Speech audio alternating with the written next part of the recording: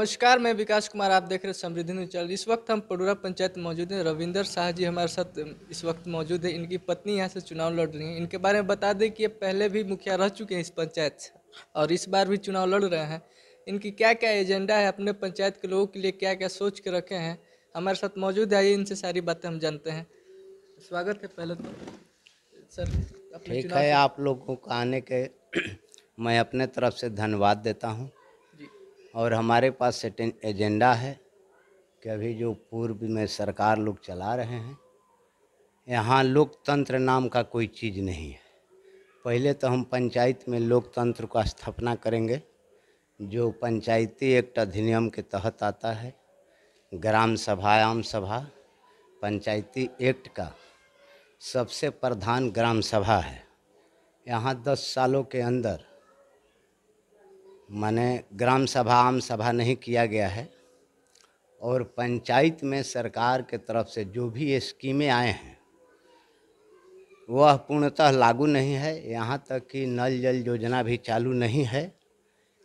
इसके खिलाफ हमने डीएम से लेकर के वीडियो तक तमाम आवेदन को दिया है और इसके लोकायुक्त के यहाँ तक मुकदमा चल रहे हैं, जिसकी आज भी दिन तारीख है।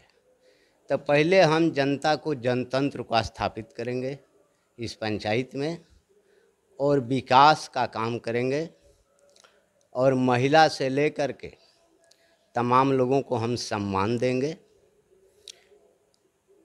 और जो भी सरकार के द्वारा लाभान्वित स्कीम है, चाहे गरीबों के लिए स्कीम हो, नरेगा हो, यहाँ जो बंदरबाट हुए हैं पैसों का, उसका पूर्णतः रूप से हम सम्मान करेंगे उस पैसा को और खर्च करेंगे। और सरकार के नियमानुसार हमारे ज़माने में जो थे, आज कुछ बदलाव हुए हैं। जो एजेंडा सरकार के तरफ से भी आता है, हमारे अंतिम चरण में नरेगा आया था, उसका एक ऐतिहासिक कदम है जो यहाँ हमने कार्य करवाया था। लेकिन आज करोड़ों रुपया का निकासी हुआ मजदूरों के नाम पर, लेकिन कोई विकास दिखता नहीं है। तो इसका भी हम हिसाब किताब करना चाहेंगे। जो हमारे आंदोलन हैं उसको एक धारदार जरूर बनाएंगे। और अंतिम बात यही हमारी होगी कि सबको सम्मान और सबका विकास, यही हमारी नारा है, यही हमारी सोच है। ऐसी एजेंडा के तहत इस पंचायत को हम चलाएंगे। तो सर, आपने विकास के लिए तो बहुत कुछ सोचा है। शिक्षा के लिए सर अपने पंचायत में आपने क्या सोचा है? शिक्षा के लिए हमने सोचा है कि इस पंचायत में जो शिक्षा है चौपट हो चुका है। कोई भी सरकारी स्कूल में शिक्षक नहीं रहते हैं। हम तमाम स्कूलों के अंदर जाने का काम करेंगे। पहले तो मित्रतापूर्ण संबंध स्थापित करेंगे कि आप शिक्षक हैं, बच्चों को पढ़ाएं, हमारे पंचायत में ड्यूटी करें। यह पहला हमारा टांस होगा शिक्षा के बारे में। और यहाँ एक हाई स्कूल का सरकार के द्वारा स्थापना हुई है। उस स्कूल को ज़मीन वगैरह के अभाव में अभी भवन नहीं है, लेकिन पंचायत के अंदर गरमजरुआ बहुत सारे ज़मीन हैं, उसको हम अधिग्रहण करा करके उस हाई स्कूल के लिए ज़मीन को उपलब्ध कराएंगे। और एक कन्या उच्च विद्यालय के यहाँ स्थापना करने के लिए यह पहला कदम हमारा होगा कि उसके लिए सरकार को हम लिखेंगे। ये तो पंचायत के मुखिया की बस का चीज़ नहीं है, लेकिन सरकार को लिखना, जो भी समस्याएं हैं पंचायत में, अभी तक 10 साल के अंदर सबसे दुख की बात है कि इस गांव में, इस पंचायत में चैता टोला से लेकर के पणुरा रामपुर तक 5 गांव पड़ता है, जिसकी लंबाई 2 माइल है। उत्तरी दक्षिणी छोर में इसकी लंबाई नापिएगा तो 2 माइल से कम नहीं है। लेकिन आज तक पंचायत मुख्यालय से किसी गांव को नहीं जोड़ा गया। इसको पहला प्राथमिकता हम देंगे कि हर गांव को इस पंचायत भवन से जोड़ने का काम करेंगे। आज जो पंचायत की स्थिति है, आप आए होंगे तो देखे होंगे, इस पूर्व साइड में है रोड से, जो इस पर पंचायत भवन लिखा गया होगा, और एक हॉस्पिटल है जो स्वास्थ्य है, यहाँ चौपट हो चुका है। उसमें बहुत बड़ा पेड़ है, उसमें हमने सरकार को लिखा है, वीडियो से भी बात किया, सीओ से भी बात किया। वीडियो साहब ने आश्वासन दिया कि आपको पंचायत को हम खुद निरीक्षण करेंगे, लेकिन लॉकडाउन बहाना रहा कि आज तक कोई जांच नहीं हुआ। और यहाँ गरीबों का एक खुराक दवाई उसमें नहीं मिलता है। भैंस गेरू का चरगाह बन चुका है, आप उसको स्वयं आँख से देख लेंगे। और पंचायत भवन का जो दुर्दशा है, उसमें गोईठा रखा हुआ है, गोबर रखा गया है। तो पहले इस दो चीज़ों को हम सरकार को लिखेंगे। सत्ता में आने के बाद तुरंत डीएम तक हम मिलेंगे कि पंचायत भवन को मुक्त किया जाए, वहाँ हॉस्पिटल की जो व्यवस्था है उसको सुचारू ढंग से किया जाए और अतिक्रमण को हटाया जाए।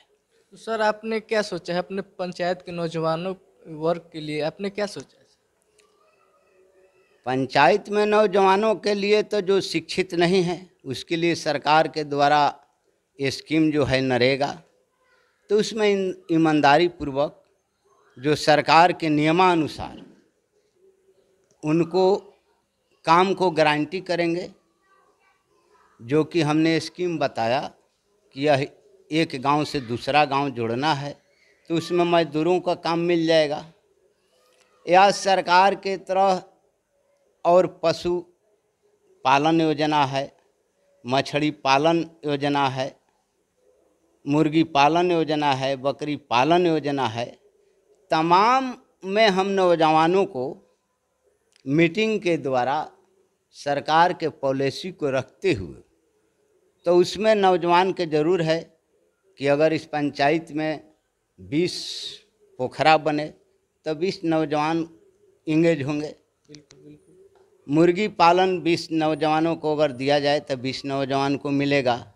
जो सरकार की स्थिति है, जो देश की स्थिति है, उसी मुताबिक हमें भी चलना होगा। मुखिया ऐसा कोई पावर नहीं, कोई संविधान बनाने का अधिकार भी नहीं होता है। सरकार के पॉलिसी को डील करना और समस्या को रखना, बीडीसी के यहाँ तक पावर सीमित हो जाती है। लेकिन मुखिया एक ऐसा पोस्ट है कि स्वतंत्र है कि किसी विभाग को लिखा जा सकता है, अपने समस्याओं को दर्शाया जा सकता है। महिलाओं की जो सम्मान की बात है, तो उसको भी लिखने का पावर बनता है। हमने जिस वक्त मुखिया था तो दोनों चार्ज में था, तो उसमें नौजवान के ज़रूर है कि अगर इस पंचायत में 20 पोखरा बने तो 20 नौजवान इंगेज होंगे। मुर्गी पालन 20 नौजवानों को अगर दिया जाए तो 20 नौजवान को मिलेगा। जो सरकार की स्थिति है, जो देश की स्थिति है, उसी मुताबिक हमें भी चलना होगा। मुखिया ऐसा कोई पावर नहीं, कोई संविधान बनाने का अधिकार भी नहीं होता है। सरकार के पॉलिसी को डील करना और समस्या को रखना, बीडीसी के यहाँ तक पावर सीमित हो जाती है।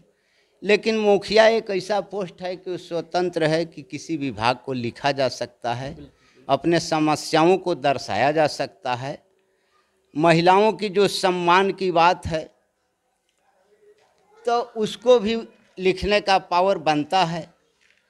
हमने जिस वक्त मुखिया था तो दोनों चार्ज में था, तो एक था, उस कार्य को भी हम निर्वाह किया कि इस पंचायत से कभी कोई केस थाना में नहीं पहुंचा। लेकिन आज विभिन्न केस जो हैं पहुंच रहा है। यहाँ तक पंचायती राज में हमने जिस वक्त मुखिया बना, यह नहीं देखा था कि मुर्गा बटना, दारू बटना, जो इस पंचायत के अंदर अभी सत्ता में बैठे हुए लोग धड़ेआम दारू, शराब, रुपया, पैसा बांट रहे हैं। इस चीज़ को हम निंदा करते हैं।